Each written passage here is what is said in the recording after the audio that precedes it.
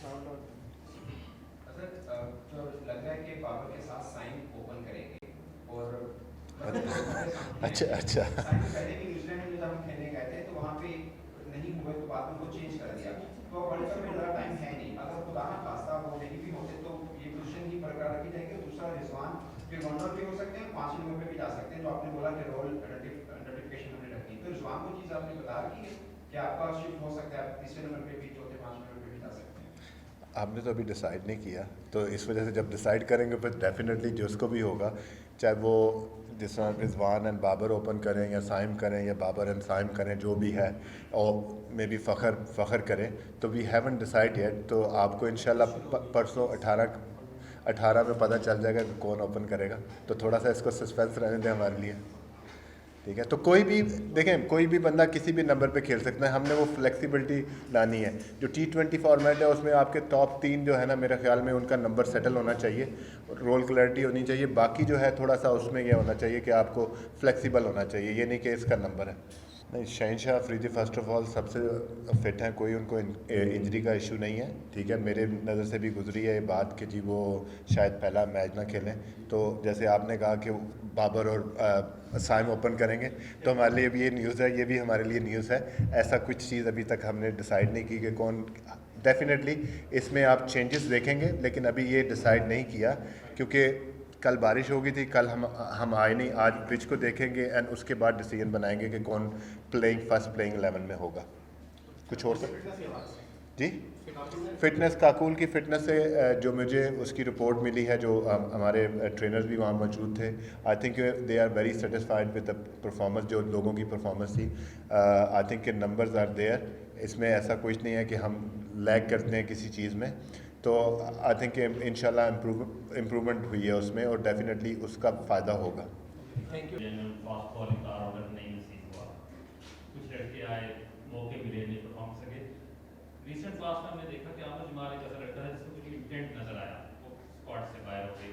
तो क्या कोई आपको जो इस वक्त आपके पास स्क्वाड है उसको भी ऐसा लग रहा है कि पाकिस्तान में जेन्युइन फास्ट बॉलर ऑर्डर मिल जाए? दूसरा सवाल मेरा ये है कि आपको जो टीम इस वक्त दी गई है उसमें पूरी एक लॉट है ओपनर्स की, तो उसको कैसे शफल करेंगे उस्मान और फखर को? क्या उसका क्या आपकी पॉलिसी है? दूसरा, हमें पाकिस्तान को रिसेंट पास में हमेशा स्ट्राइक रेट का मसला रहा है, हमारे ओपनर स्ट्राइक रेट के साथ नहीं परफॉर्म करते रहे। जब हमें 200 प्लस का टारगेट मिला हमने हार में। क्या कि इस सीरीज में एक वर्ल्ड कप की तैयारी है, बाबर आजम को भी रेस्ट दिया जा सकता है इन 5 मैचेस में? किस तरह का गेम प्लान भी है टीम के पास? पहला क्वेश्चन आपका, चले बाबर से ही ले लेते हैं कि डेफिनेटली उसमें हो सकता है कि हम बाबर को रेस्ट दें, और ये डिपेंड करता है कि किस तरह की सिचुएशन अभी सामने आती है। तो हो सकता है, इसमें ये नहीं है कि बाबर रेस्ट नहीं करेंगे या कोई भी है। हमारी जो पॉलिसी है उसमें हम देखेंगे कि हमारी बेस्ट अवेलेबल साइड क्या बनती है, और उसको हम लेके चलेंगे। उसके बाद हम देखेंगे कि जैसे जैसे हम मैचेस खेलेंगे, कंडीशन को देखेंगे। बारिश का भी मौका है, ठीक है, तो आया हम 2 स्पिनर के साथ जाते हैं या 4 फास्ट बॉलर के साथ जाते हैं, तो वो तो हम गेम प्लान बनाएंगे कि किस तरह हमने खेलना है। दूसरा क्वेश्चन आपका था कि देखें, आपने जब बात की, हमारे पास जो इस वक्त जो बेस्ट अवेलेबल टैलेंट है वो यही है, ठीक है। मे बी अगर आप बात करें तो 2-4 लड़के होंगे जो हमारे 23-24 का हिस्सा हैं, तो वो यही बेस्ट अवेलेबल टैलेंट है जिन्होंने परफॉर्मेंस की है डोमेस्टिक क्रिकेट में भी, और जो हमारी नज़र में है, तो ये बेस्ट टैलेंट है। हाँ, आप जो बात कर रहे हैं, हमारे पास ऊपर खेलने वाले लड़के ज़्यादा हैं, तो किस तरह है, फ़खर जैसे 4 नंबर पे खेल रहे थे, उस्मान आए हैं, ठीक है। जैसे अगर आप मिडल ऑर्डर की बात करें तो उसमें हम इरफान न्याजी को लेके आए हैं, आज़म को लेके आए हैं। तो यही था कि मिडल ऑर्डर में हम वो कैसे कर सकते हैं जहां हमें पावर के साथ साथ जो है टच भी मिले। तो आई थिंक इन लोगों के साथ जो है वो हमारा काफ़ी हो जाएगा। और आई थिंक एक क्वेश्चन आपने और किया था स्ट्राइक, फास्ट बॉलर ऑलराउंडर जी, एक स्ट्राइक रेट की भी बात की थी आपने। डेफिनेटली अगर आपको मैं स्ट्राइक रेट की बात करें या एवरेज स्कोर की बात करें ना, तो मैं आज ही सारा डेटा, सुबह से मैं बैठा हुआ था, वो सारा डेटा कर रहा था।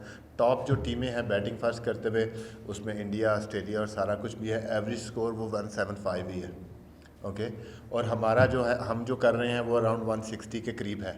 तो वो 10 से 12 रन कैसे करने हैं, यही हम प्लान करेंगे कि वहाँ तक कैसे जाएं। तो इंशाल्लाह इस पे होगा। और स्ट्राइक रेट की भी जो जहाँ तक बात है कि इंटेंट जो है वो हम शो करेंगे कि इंटेंट कैसे होना चाहिए, एग्रेसिव इंटेंट हमारा होना चाहिए। और जेन्युइन ऑलराउंडर की जो आपने बात की कि देखें, रज़ाक और अज़हर महमूद की बड़ा मैं सुनता हूँ, ठीक है। आमिर जमाल का नाम लिया, आई लव आमिर जमाल, और मैं पर्सनली उसको एक दो दफ़ा मिला हूँ ऐसे, लेकिन जो मैंने उसको ऑस्ट्रेलिया में खेलते हुए देखा है, जो मैंने उसको PSL में खेलते हुए देखा है, I think he got phenomenal talent, ठीक है। अभी जब बात होती है तो उसके T20 बॉलिंग के स्ट्राइक उसकी बात होती है, इकॉनमी रेट की बात होती है 10, थोड़ा सा काम चाहिए। उसके पास पेस है, उसके पास स्लो बॉल है, यॉर्कर कर लेता है, बाउंसर कर लेता है, हमने देखा है जिस तरह की परफॉर्मेंस ऑस्ट्रेलिया में दी। एंड देन उस तरह बैटिंग की, PSL में भी हमने देखा, हमारे ख़िलाफ़ भी उसने बैटिंग की। तो I think he is a genuine allrounder. थोड़ा सा टाइम चाहिए होगा, इंशाल्लाह मैं उम्मीद करता हूँ कि आमिर जमाल की शक्ल में वो पाकिस्तान को एक जेन्युइन ऑलराउंडर मिलेगा। हमें थोड़ा सा समटाइम क्या होता है कि ऑलराउंडर जिस वक्त होता है तो अगर उसकी थोड़ी सी परफॉर्मेंस 19-20 होती है तो हम कहते हैं बस इसको फारिग कर दो। ये अब हमारे पास प्लेयर बनाए जाते हैं, हमें प्लेयर बनाने पड़ेंगे, क्योंकि हमारे पास कुछ हिस्सों में बहुत टैलेंट है। बॉलिंग में आप देखें बहुत टैलेंट है, लेकिन कुछ हिस्सों में जो है ना हमारे पास उस तरह का टैलेंट नहीं है।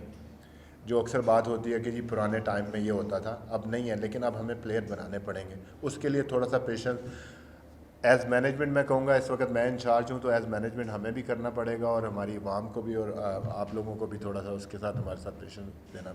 लास्ट टू स्टार्ट करेंगे। वालेकुम।